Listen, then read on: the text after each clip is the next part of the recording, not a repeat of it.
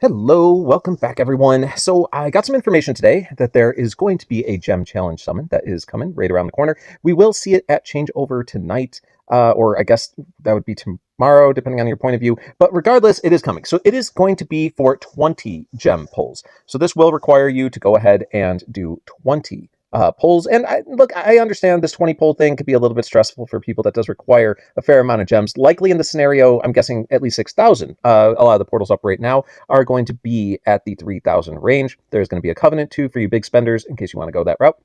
But regardless, we need to talk about what they're offering this time around. Is it worth it? Should you go for it? All of that fun stuff. I do have some information on all these characters. I do plan on sharing that with you. So, buckle up and we'll kind of take a look. But if you haven't figured out what the theme was of this particular Gem Challenge summon, it is Priority Dispellers. So all of these characters are going to be Priority Dispellers, which is actually very useful. In fact, it's one of the most useful things that you could try to get for your roster. So that immediately excites me. It's something that I think has a lot of value and is worth getting. Even if you don't get one of the top CP heroes in this particular setup, a Priority Dispeller is always good to have on your side. So without further ado, let's look into each one of these characters and we'll kind of go from there. All right, this isn't in the best of order only because I had to try to find all these things. So I apologize for getting slightly out of kilter here, but we'll start things out with Dita. And the reason I'm starting out with Dita is because I was unable to find her Toon costume at the right power level. This is a copy of my Dita, but I have her glass. So as you can see, she's at 1624. This is not an accurate representation of her CP. Her CP should be down to the 1460 range for just having Toon version of her. But she is going to be doing a nice solid hit, almost a 600 damage hit to her target. And then the caster and nearby allies get defense, get plus defense against Holy, and it deals extra damage versus Holy and dispels buffs from target and nearby. What's interesting about this is I did say everyone is a Priority Dispeller. I should have said everyone except Dita. It's another reason why I decided to do her first, is that she's probably one of the least exciting pulls out of this portal, but I will say this. Not a bad pull, because in her Toon version, even if you don't have glass, she gets that Toon passive, which gives her a 75% chance to resist a lot of things, including mana reductions, okay, and buff dispels and everything. She has like a 75% chance to resist. So she's good for that reason. It's another character to take up against characters like Fergus or any other mana cut that they may have. So cool for that reason alone. All right.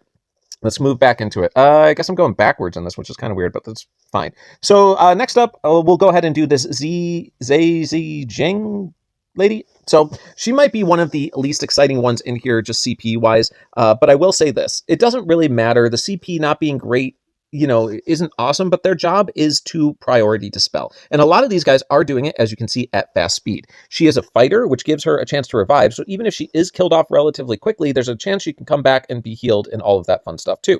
Now, what does she do? She's going to ignore dodge effects. She's going to dispel buffs from target and nearby enemies, and then target and nearby enemies receive 1392 poison damage over 3 turns. This effect can't be cleansed. So she puts a poison damage that can't be cleansed off. Kind of fun, pretty useful stuff, honestly. Not one of the more exciting characters out of here, but still probably worth it if you need Priority Dispel. Don't underestimate its value. Now, next up we have Armel. Again, not exactly the most exciting pull you could get out of here, mostly just because of the CP level. 1366, this is the Clash of Knights family, so if you have other Bear family heroes, it might be fun to try to collect this one as well. Operating at fast speed, we're going to go ahead and get Dispel buffs from all enemies at fast, so that's nice. Reduces the max health of all enemies by 400. This effect is stronger against targets with boosted health, and all enemies will receive 684 frost damage over 3 turns. The frost damage part of this, I don't know if I love it, only because there's a lot of things out there that resist frost damage, but I do like the Priority Dispel and all that fun stuff, so honestly, even if I pulled this one, I might level it to just for the Priority Dispel purpose. I mean, dispelling all of them at fast speed is nice. All right, next up, we've got Rudolph. All right, Rudolph here is going to dispel buffs from all enemies, deal 400% damage to all enemies, deal an additional 10% damage per removed effect, up to 500% damage total. All allies get plus 40% attack and a further 2% increase each turn. All allies get plus 40% defense and a further 2% increase for each effect removed. Sorry, not each turn. Each effect removed. And then also, the caster is going to regenerate 1500 boosted health over 6 turns. Boosted health can exceed max HP. So this guy's a little bit different. 1486, pretty good CP when you really think about it. Not one of the best out there, but still very relevant. He is going to do a Priority Dispel to all at slow. That's probably my least favorite part about him. but you are getting a lot more value out of him, right? He's not only doing the priority dispel in a pretty darn strong hit to all, he is going to buff your whole team's attack and defense, plus he's going to heal himself on top of everything else. He is Druid, he gets Thorn minions to help protect himself for a little more survivability. Pretty cool stuff. All in all, not a bad choice either. Umecha, a ninja. Okay, so the ninjas are fun. This ninja was actually recently featured in one of their gem challenge pulls for the ninjas, so if you pulled her there, you're probably not excited to see her again so soon, but as a priority dispeller, she does do a pretty good job. So the nice part about Umecha here is that she is going to operate at various speed levels. So the first charge operates at very fast, and it's going to dispel buffs from a single target. They're going to receive a poison dot, and they get 80% decrease to any healing they get for 2 turns, and that's just one target. But her second tier is going to switch it to target in nearby, and her third tier is going to get all the way to the end where it's going to do a massive amount of poison damage to the whole party, and everyone receives negative 90% decrease for healing. So she can be a really strong character if you can get to that third tier. Another thing worth noting about this particular person is their passive that helps reduce minion health by 50%. It's a cool little ability that's often overlooked in the ninjas that can really help with things like War of Three Kingdoms guys. They may have unstoppable minions, but you can reduce their health by 50%. So it's pretty cool against those types of characters as well. All right, next up, Kotlin. Okay, so we have a Slayer here. This Slayer is going to be a yellow fighter, so again, you'll have a chance to resurrect. Operating at Slayer speed, which I still don't fully understand Slayer speed. Like, they were before my time in playing, and I'm trying to get it, but I just don't quite get it. It would definitely help me to have one of these characters to better understand how they function. But anyway, this character is going to do a priority dispel to all enemies. It's going to deal 170% damage to all enemies, deals an additional 25% damage per removed effect, up to 370%. I think it also stacks buffs on itself for each time it casts the special, so pretty interesting thing. I don't have the full special here. I apologize. I couldn't get a picture with the full special, but still pretty interesting.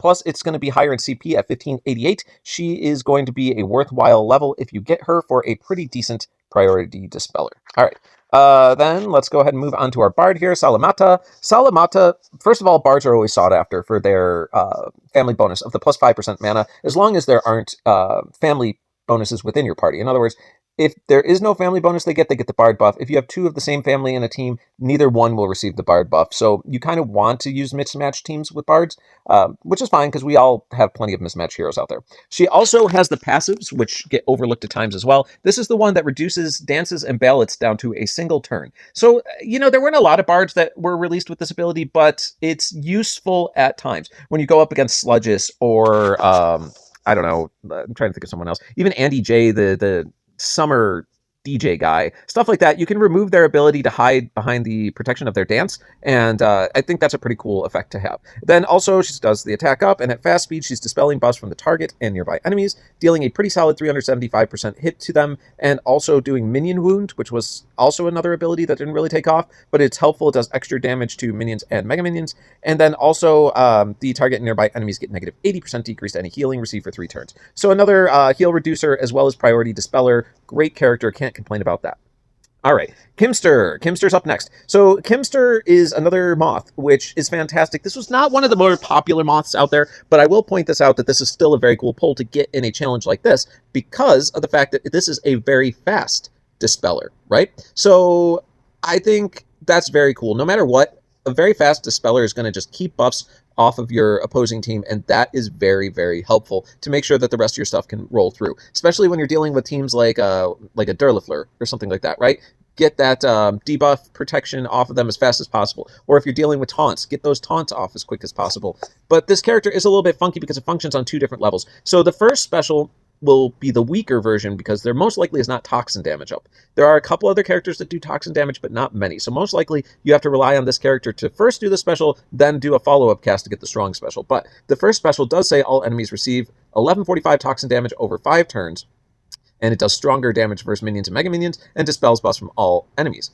But the stronger version, if they already have toxin damage up on any of them, says all enemies receive 1430 damage over 5 turns, dispels buffs from all enemies, and all allies regenerate 1300 boosted health over 5 turns. Boosted health can exceed max HP. So obviously you want to do that second side for the additional healing that this guy can provide, but even if you don't get that, you still have a fast priority dispeller that's doing a dot. That's not bad.